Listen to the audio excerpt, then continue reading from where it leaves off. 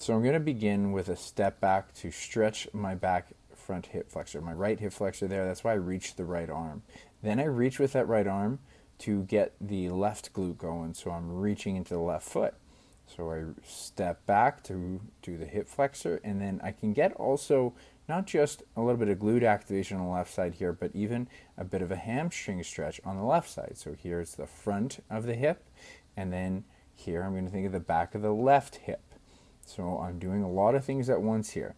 You also want to think about keeping that foot really planted on the active leg, which would be the left side here, because that's where all the stability is at.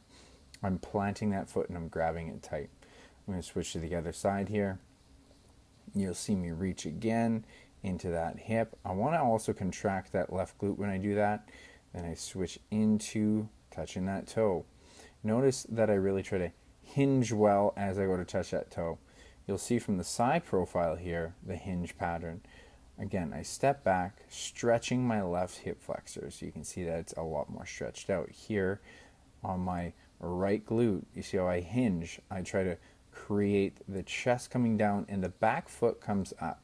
This is the hinge or a teeter-totter kind of motion. That's why that back foot goes out as I reach it out. And as much as I can, I'm going to try to not put the left foot down here so that I get a lot of control from my right foot and my right hip. So this is both stretching and focusing on a lot of stability in the foot, in the hip, in my entire body, as the whole body is in each and every movement.